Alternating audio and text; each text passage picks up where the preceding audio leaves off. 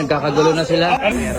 So hindi natin ibaba si Rosmar ngayon kasi pumipitik din pala. Nakakatakot pala, boss. Nakakatakot pala, oo. So isa pa Pero try. hindi ako dinamita doon. Kompleto siya kaya yung mga nambabash kay Rosmar, mag-ingat kayo. Naku, Kasi yari hindi na pala talaga. biro to. Dati ka rin ah. Hindi nga, sabi ko nga binabash ko siya. Pero nagpapiring pala. Nagbago ka na. Delikado. Delikado. Mahirap kalaban. So piliin nyo yung ibabash nyo. Piliin talaga, boss. Kaya nga, tanyo, bash kayo ng bash kay Kuya Rendon, puro kayo ha-react. Eh kung ayan kaya, Nagbago na ako. Nagbago na ako, di ba? Nagbago na ako.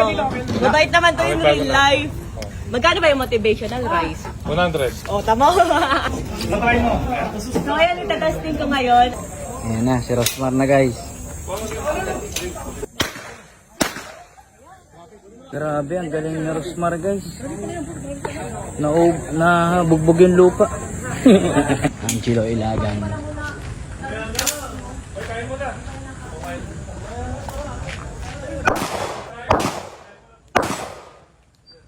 Hey!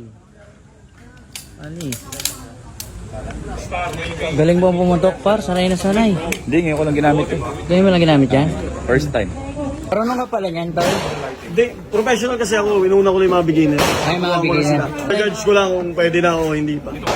Mas rendo. Oo, nagkahawakan po. Nagkahawakan mo to. Sino yan? Ina mo. Sino ba? Sino yan? Ina mo, Gino ha? Sino yan? Ina mo ha? Sino? Okay na ako. Boss Haring Mangit. Okay, bro.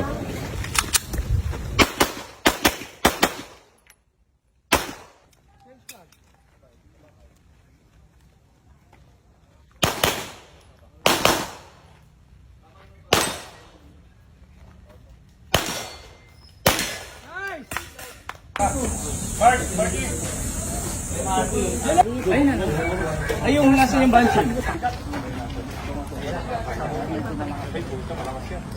Tangan na lakas yan, boy.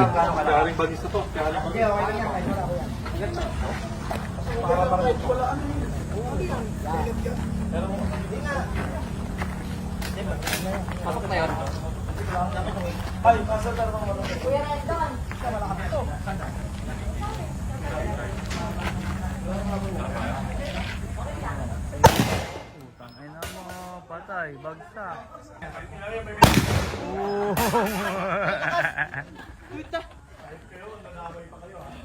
Bro, lakas pala doon.